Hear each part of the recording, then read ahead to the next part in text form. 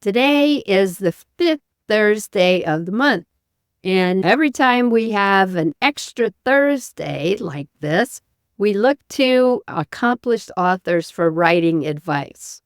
In last week's vlog, I introduced you to a book by Cal Newport called Slow Productivity, which draws on the work of a number of authors as examples. Slow productivity is built on three things: do fewer things, work at a natural pace, and obsess over quality. He opened the book talking about an experience of author John McPhee.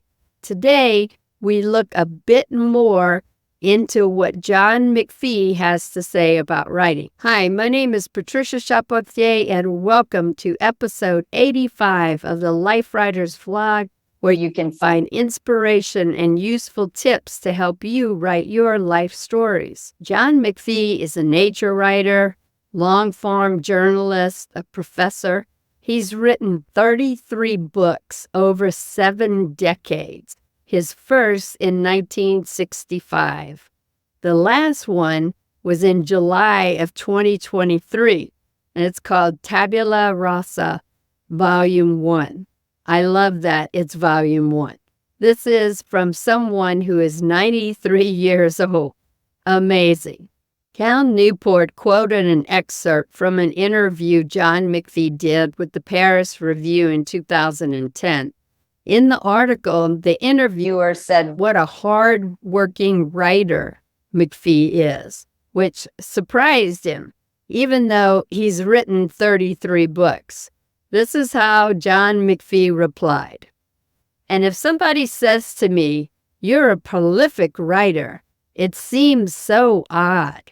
On a certain scale, it does look like I do a lot, but that's my day, all day long, sitting there wondering when I'm going to be able to get started. Now, I relate to that, wondering when am I going to get started? But then he goes on to say, and the routine of doing this 6 days a week puts a little drop in a bucket each day, and that's the key. Because if you put a drop in the bucket every day, after 365 days, the bucket's going to have some water in it. Many of us don't or can't write 6 days out of each week. I congratulate those of you who do, because that kind of consistency breeds a lot of writing, and usually good writing. In the past, my schedule permitted me to write every day. I had a goal to write 750 words each day, and I did it every day for a couple of years. It's the way I got some 80,000 words of my memoir in black and white. Now, those are just first draft words, many of which will get cut in editing. But having that routine helped me tremendously, and it was easy to get started again because I had left off only 24 hours before.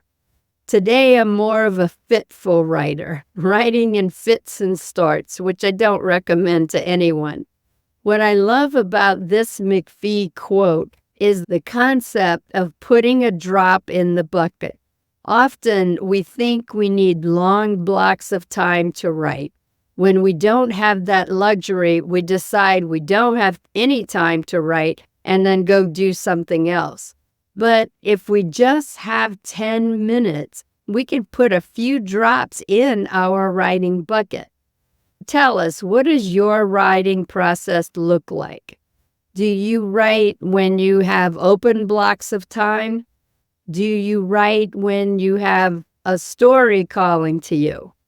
Do you sit at your desk and wait for the muse to show up? Kind of like John McPhee says he does. But regardless of how you write, remember the only way to do this wrong is to not do it at all. The only way to do this wrong is to not do it at all. Share with us your process of writing in the comments section below. Tell us how you go about putting drops in your writing bucket. Until next week, Happy writing, everybody. Don't miss the next episode.